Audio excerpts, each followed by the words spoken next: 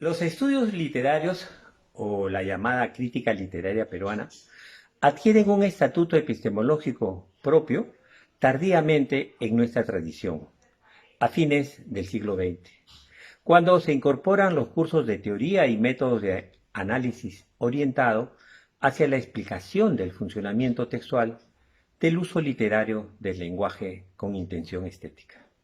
Es decir, esta disciplina humanista que en 1913, en el plano internacional, empezó con los formalistas rusos a postular a comienzos del siglo pasado el análisis del discurso, nosotros, recién acabado el mismo siglo, impusimos aquella visión en el plano de la universidad. Por esto, al inicio del 80, Abelardo Oquendo da testimonio de que, comillas, la crítica no está cumpliendo la función que cumplía en los años 60 a través de los periódicos. Fin de cita. Y el destacado semiólogo Desiderio Blanco afirmó, una década después, que, comillas, en el Perú el estudio de la literatura está en función de criterios tradicionales. Fin de cita. Así, la aparición de la crítica académica rigurosa coincide en el Perú con el cambio hacia la economía global que hemos mencionado y con la expansión de la multimedia y de la telemática hacia esa cultura del espectáculo que impone a la conciencia crítica una función postcolonial. Es decir, la de limitarse a ser anuente con la ideología consumista y con el crecimiento capitalista y obedecer la consigna del régimen capitalista. Hay que legitimar lo que está pasando. Antes, la mirada del hombre de letras y de los críticos era una mirada cuestionadora. La imagen que tenemos de los maestros anteriores, empezando por Mariátegui, por ejemplo, era la de un crítico que miraba de una manera diferente, y no sé cómo hemos convertido al crítico en la comparsa del nuevo escritor, en el que participa en ferias, presentaciones, concursos, etc. Evidentemente eso no es casual, pues le impide al crítico y al joven dialogar, reflexionar, distanciado del momento que se está viviendo o sucediendo, y le impide distancia histórica para su análisis. Así como la educación ha convertido a las carreras académicas de humanidades en carreras profesionales, porque ahora tienen que ver cuál es su inserción en el mercado o en los puestos de trabajo. Se nos ha hecho creer que siempre debemos pensar en el mercado, en las publicaciones, en la imagen, en el currículum, etc. Lamentablemente es un momento también maravilloso en otro aspecto, en el campo del desarrollo de las nuevas visiones sobre la ciencia.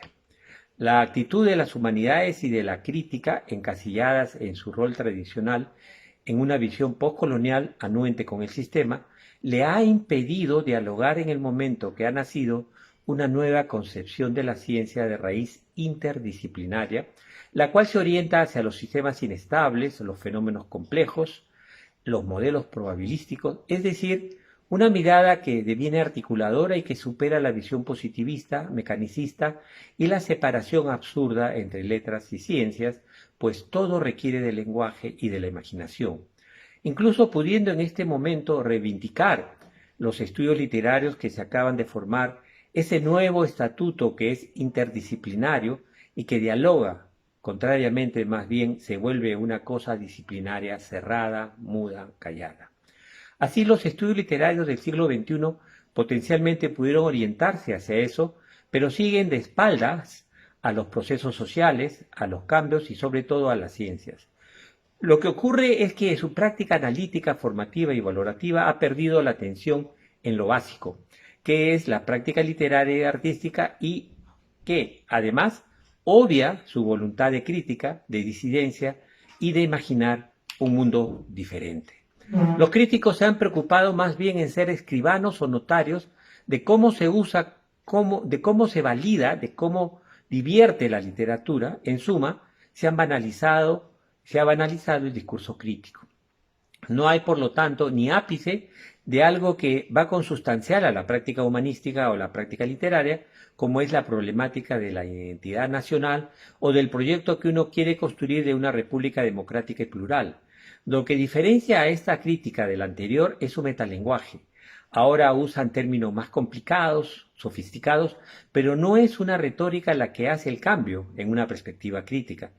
Yo sentí eso en algún momento cuando en los cursos que se dictaban la gente comenzó a hablar de lo que antes nunca se hablaba, de narratología, de semiótica, es decir, de deconstrucción. Sin embargo, seguían haciendo la misma crítica lastrada por una falacia biográfica o referencial. Entonces nos encontramos ante una paradoja. Tú escuchas y hablas diferente, pero no estamos mejor, sino peor que las visiones críticas anteriores. Hemos pasado, como diríamos metafóricamente, a propósito de un texto mío anterior que escribí, de la crítica del gusto a la crítica del susto, que con sus términos complicados espanta a los lectores en lugar de formar una conciencia crítica a partir del efecto disidente del arte y la literatura. En realidad, esta interpretación por el gusto que predominaba en un momento dado ha retornado como patente de corso, pues se cree que ante los cambios abruptos todo es válido. Los estudios literarios siguen como a mediados del siglo pasado, porque lo único que han hecho es renovar el lenguaje, el metalenguaje, es decir, las palabras complicadas que usan, y por ende asustar a la gente, pero siguen siendo la misma crítica del gusto, impresionista y subjetiva.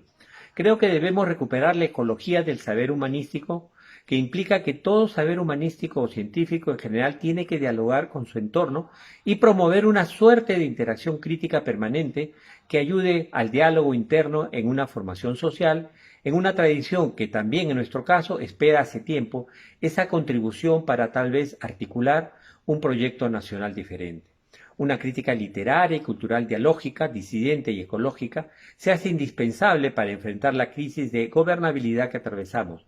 Formar una conciencia crítica aparece como la condición primera para superar la corrupción institucionalizada, el individualismo lucrativo y el dominante uso confrontacional del lenguaje. Solo así encaminaremos al Perú hacia un desarrollo sostenible, con equidad y justicia para todos, sin distinción de ningún tipo.